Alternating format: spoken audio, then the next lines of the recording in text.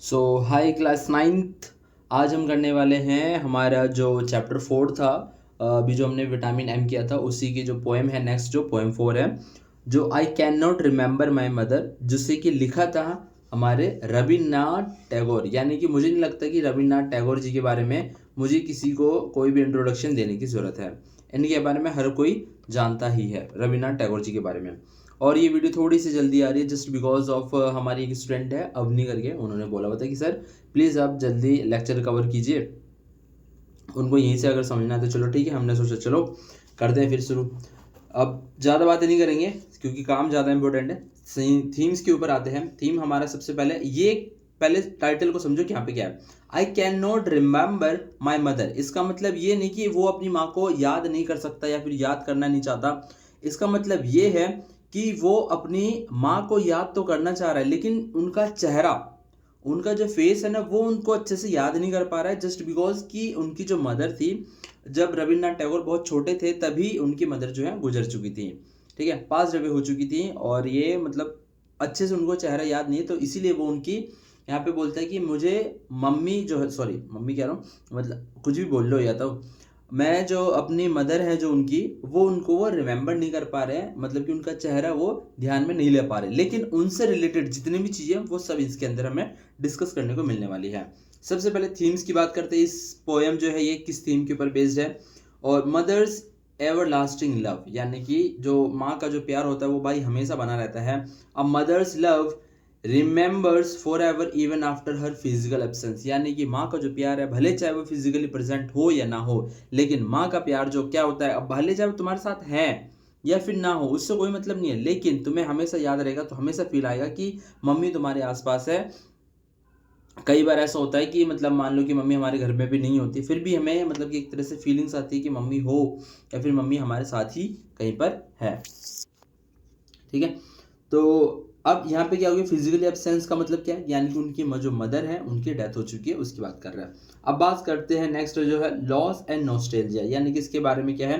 The poems express the sadness of the losing someone beloved and longing to remember them, यानी कि इसके अंदर क्या बताया हुआ है कि अगर कोई हमसे, जिसे हम बहुत ज़्यादा प्यार करते हैं, भले चाहे वो हमसे दूर हो जाता है, इस चीज़ का उदासीपन है हमारे ज़िंदगी में, उनकी एक कमी है, लेकिन उसके बाद भी, लेकिन जिससे हम प्यार करते हैं उनका प्यार हमेशा लंबे समय तक हमारे जीवन में रहता है। नेक्स्ट चाइल्डहुड की बात करते हैं। चाइल्डहुड मेमोरीज क्या है, simple childhood experience are connected with the poet's memory of his mother, यानी कि सिंपल जो चाइल्डहुड के जो छोटे मोटे जो वो होंगे एक्सपीरियंस होते हैं, इनकी वजह से ही क्या होता है, पोएट्स जो है अपनी मेमोरीज को कनेक्ट कर पाते हैं। कैसा होता है वो हम देखने वाले हैं अब इसके अंदर। ये पोएम तीन स्टैंजाज में होने वाली है। ठीक है, जल्द से जल्द कवर करेंगे। सबसे पहले स्टैंजा नंबर 1 क्या है। स्टैंजा नंबर 1 है कि I can not remember my mother only sometimes in the midst of play, यानी कि मैं अपनी माँ का चेहरा याद नहीं कर पा रहा हूँ, लेकिन कभी कभी जब मैं मिड्स, देखो मतलब देखो यहाँ पे क्या है, ये जो मिड्स है इसका मतलब होता है मिड्स ऑफ माई प्ले। ठीक है, माई प्ले यानी कि जब वो कोई भी गेम खेलते थे, खेल के, यहाँ पे आप लिख लो भले चाहे, खेल के बीच में, यार राइटिंग पे मत जाना क्योंकि छोड़ो यार, राइटिंग का क्या ही कर लोगे, मतलब से है ना, पढ़ने से मतलब है। यानी कि मिड्स ऑफ माई प्ले, यानी कि खेल के बीच में उनकी याद मुझे आ जाती है। मुझे इनकी कुछ चीज़ें याद हैं, उनके बारे में बात करते हैं कि a tune of seems to hover over my play things, the tune of some song that she use hum while rocking my cradle. देखो अब यहाँ पे जो कुछ चीज़ें हैं, जैसे मैंने यहाँ पे ये वो कर रखा है, हाईलाइट कर रखा है, और ये होगी, इसके वर्ड मीनिंग्स भी मैंने नीचे दे रखे हैं, आप अभी आगे देखोगे।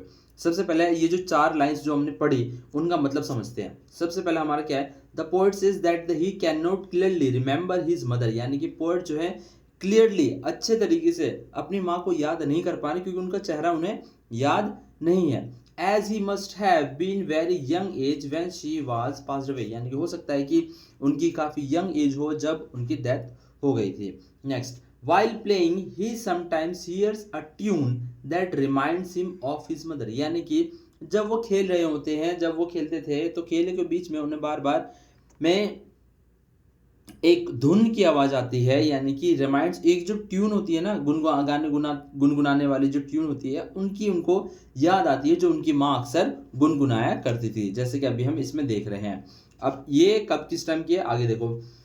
ट्यून, अब उस ट्यून की बात करें कि वो ट्यून कब चलता था, वो ट्यून कब उसकी माँ गाती थी, ठीक है, उनकी माँ, सॉरी, रिस्पेक्ट के लिए। The tune was song she used hum while rocking his cradle. Rocking का मतलब क्या होता है कि जो हम जेंटली जो मूव करते हैं, जैसे क्रेडल का मतलब सबसे पहले समझो। क्रेडल का मतलब देखो, वो जो होता है पालकी होती है ना, ये देखो, ये वाली जो चीज़ है, ये वाली चीज़, ये होता है क्रेडल। अब ये जो इसको प्यार से जो इसको हिला रही है ना, ठीक है, तो इसको हम बोलते हैं वो रॉकिंग, यानी कि जेंटली मूव करना।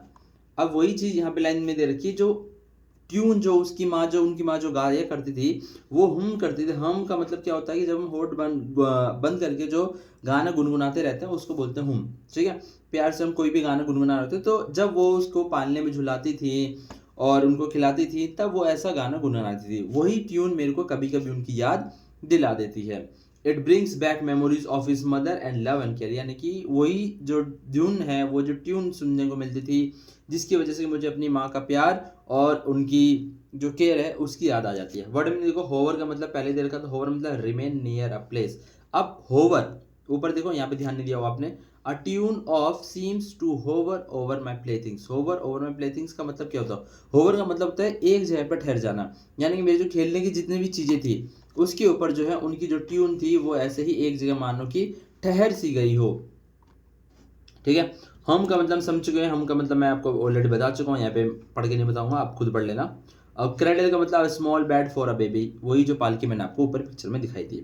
अब यहाँ से चलता है हमारा स्टैंजर 2। स्टैंजर 2 में हमारे क्या है कि I can not remember my mother, यानी कि मैं अपनी माँ को रिमेंबर यानी कि याद नहीं कर पा रहा हूँ अच्छे से। But when in the early autumn morning the smell of the surely flowers float in the air, the scent of the morning service in the temple comes to me as the scent of my mother। ठीक है, नहीं आना समझ में, अब समझाता हूँ। देखो क्या, अब ये जो बार बार यहाँ पे जो लाइन आ रही है ना, ये वाली जो लाइन आ रही है, can not remember my mother, इस पोएम के अंदर ये लाइन आ रही है क्योंकि वही आगे की चीज़ें बता रहे हैं। स्टैंजा 2 में देखो किसी और चीज़ की बात हुई, स्टैंजा 1 में उन्होंने अपनी थोड़ी सी मेमोरीज बता दी, अब स्टैंजा 2 में देखो क्या बात कर रहे हैं कि van in the early autumn. अब ये चीज़ याद रखना, देखो अर्ली ऑटम जो है, ऑटम किसके बारे में है? सीजन के बारे में बात कर रहे हैं, जब ये सीजन का होता था। अब देखो यहाँ पे सीजन की बात क्यों करी है, क्योंकि ये रिलेटेड है नेक्स्ट फ्लावर से। ये जो फ्लावर है ना, श्योरली, ये जो श्योरली फ्लावर्स है, अब इसमें देखो सबसे पहले इसका मतलब मैं समझा देता हूँ। इन the early autumn morning the smell of the surely flowers reminds the poet of his mother, यानी कि जब ऑटम का सीजन होता था, सुबह का टाइम होता था, उस टाइम पे जो उनके क्या कहते हैं, उनको जो खुशबू आती थी श्योरली फ्लावर्स की, वो ऐसे लगती थी जैसे कि हवा में वो खुशबू महक रही हो, ठीक है। अब श्योरली फ्लावर्स की अगर मैं दिखाऊं तुम्हें, देखो कैसा होता है। मेनली मैं अगर बोलूँ तो इसकी स्मेल जो होती है काफ़ी ज़्यादा स्ट्रॉन्ग और अच्छी होती है, और ये रात में खिलती है और सुबह तक में फूल जो है नीचे ज़मीन पे गिरने को देखने को मिल जाए। कुछ पेड़ों पे फूल रह जाते हैं, जिसे कि हम रात की रानी भी कहते हैं। चलो देख ही लेते हैं।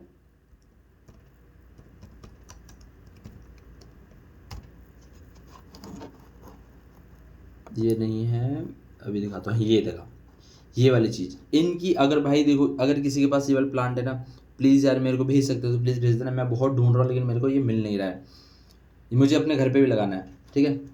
अब ये जो फ्लावर्स होती है, इसकी स्मेल काफ़ी ज़्यादा अच्छी होती है और काफ़ी ज़्यादा स्ट्रॉन्ग भी रहती है। तो वही बोलते हैं कि भाई ऑटम सीजन में जो सुबह होती थी, सीजन याद रखना, ऑटम की बात कर रहा है। ऑटम सीजन में जो सुबह होती थी, उस टाइम पे जो खुशबू होती थी श्योरली फ्लावर्स की, वो ऐसे मानो जैसे किसी की हवा में वो खुशबू मिल चुकी हो, या फिर फ्लोट कर रही हो हवा में, वो खुशबू बह रही हो हवा के साथ साथ। The scent of the morning service in the temple comes to me, यानी कि आगे क्या, द फ्रेगनेंस, सेंट जो है, सेंट का मतलब था फ्रेगनेंस।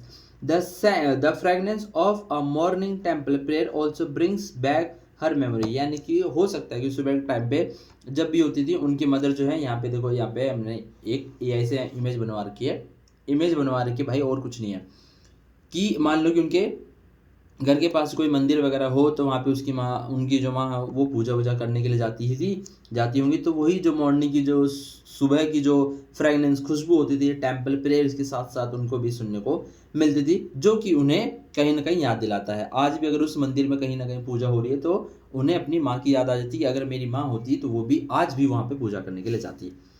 उसके बाद फिर these familiar scents make him feels his mother's loving presence, यानी कि ये जो फैमिलियर सेंट है, अब देखो क्या चीज़ होता है कि हमें कई बार याद होता है कि हाँ, अगर हमसे कोई जुड़ा इंसान है ना, अगर हम किसी के साथ कहीं घूमने के लिए गए, मान लो कि तुम अपने बहन भाई या पापा दादा किसी के साथ भी आप कहीं पे कोई घूमने के लिए गए हो, ठीक है, और तुमने बहुत अच्छे से मस्ती किया, एंजॉय किया, उसके बाद फिर अगर आप दूसरी बार जाओगे सेकंड टाइम, भले चाहे अकेले जाओ या किसी और के साथ जाओ, तो आपको वो चीज़ याद आती है कि यार मैं इससे पहले आया था, उनके साथ आया था, हमने इतना कुछ किया था, हमने बहुत एंजॉय किया था। तो कहीं ना कहीं जो वो चीज़ होता है रिमाइंड करने वाला, कि जब वही चीज़ रिपीट हो रही है तो हमें कहीं ना कहीं उस पर्सन की याद आ जाती है जिसके साथ हम पहले रह चुके हैं या फिर हम जिसके साथ हमने एंजॉय किया था। अब वहीं पे देखो जो फैमिलियर सेंट है, यानी कि ये वही सेंट जो इन्हें याद दिला दे रही किसकी, माँ की प्रेजेंस की, कि मेरी माँ जो होती थी वो इस फूल को बहुत ज़्यादा पसंद करती थी, इसी फूल से वो पूजा भी करती है और यही फूल हमारे घर में महकता था।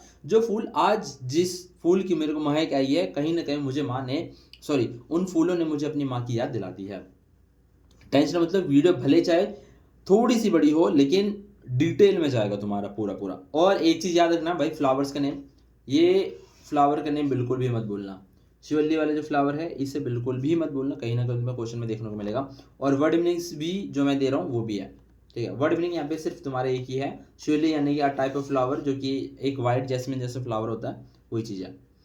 और ये बता चुका हूँ, लास्ट वाले ये देख लेते हैं। This stanza shows how nature and surrounding preserve memories of loved ones, ठीक है। यानी कि इस वाले स्टैंजा में हमने, सेकंड वाले स्टैंजा में हमने क्या देखा कि भाई कि जो नेचर है वो कैसे प्रिजर्व करके रखता है मेमोरीज, जिसे हम बहुत प्यार करते हैं, नेचर भी उसे कहीं ना कहीं प्रिजर्व करके रखता है। अगर हम वापस से वहीं पे जाके मिलते हैं तो हमें कहीं ना कहीं उनका प्यार देखने को मिलता है, ठीक है। अब आते हैं स्टैंजा थर्ड के ऊपर। स्टैंजा थर्ड वापस से उसी लाइन के साथ स्टार्ट होगा। I can not remember my mother only when from my bedroom window I send my eyes in to the blue of the distant sky, ठीक है। अब यहाँ पे क्या है, I feel that the stillness of my mother gaze on my face has spread all over the sky, यानी कि when he looks at the vast blue sky from his bedroom window he remembers her, यानी कि भाई जब भी अपने bedroom में बैठे रहते हैं, अगर वहाँ से उनके घर में मान लो कि उनके रूम में एक बड़ी सी खिड़की है, वहाँ से जब भी वो आसमान की तरफ देखते हैं, बहुत बड़ा सा, वास्ट मतलब था बहुत बड़ा, ये ना कांगिया कांगिया कांगिया कांगिया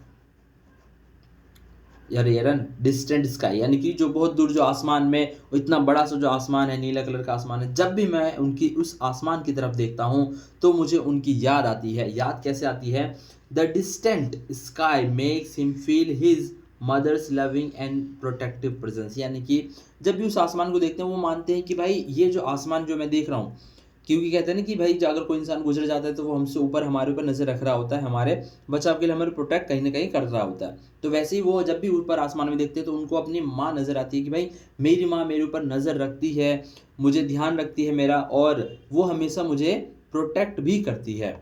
तो उसी चीज को यहाँ पे दिखाया हुआ है कि उनके प्यार को, उनके प्रोटेक्टिव नेचर को यहाँ पे प्रेजेंस किया गया है। उसके बाद फिर this stanza shows that the her love continues to surround him even after her absence, यानी कि ये वाला अब हमने क्या देखा कि भाई जब उनकी डेथ हो चुकी है, जब भी ये खाली अकेले बैठे रहते हैं, जब भी आसमान में देखते हैं तो कहीं ना कहीं इन्हें जो है उनकी प्रेजेंस जो होती है अपने सराउंडिंग आसपास में महसूस होती है। तो यही था हमारा पोएम। अब देख लो थोड़ा सा वर्ड भी नहीं देख लो। स्टिलनेस यानी कि अंडरलाइन कर रखा होगा मैंने वहाँ पे हाईलाइट। कंप्लीट क्वाइट, स्टिलनेस क्या होता है, कंप्लीटली क्वाइट। ये कहाँ पे, आई फील दैट द स्टिलनेस, यानी कि भाई मैं फील करता हूँ कि वो अभी भी वहीं पर अस्थिर हैं और मेरे ऊपर गेज कर रही हैं। गेज का मतलब क्या होता है कि भाई किसी चीज़ को और अच्छे तरीके से, मतलब कि बिना हिले डुले देखते रहना, यानी कि घूरते रहना गलत हो जाएगा, निहारना कह सकते हो। Gaze to look steadily at something, यानी किसी चीज़ की तरफ मतलब कि एक नज़र से देखते रह जाना। उसके बाद फिर मैसेज की बात करते हैं। मैसेज हमारे क्या है इसके अंदर, a mother loves remain alive, यानी कि माँ का प्यार हमेशा जिंदा रहता है। A simple things can brings back precious memory, यानी कि सिंपल चीज़ें भी हमें बहुत अच्छी यादें दिलाकर जाता है। ठीक है, यही थी हमारी पोएम, यही इतना ही था। तो मिलते हैं अगली वीडियो में, तब तक के लिए पढ़ते रहो, खेलते रहो, मुस्कुराते हो। और सब्सक्राइब कर लेना और कमेंट कर देना भाई अगली वीडियो के लिए। बाकी फिर मिलते हैं अगली वीडियो में।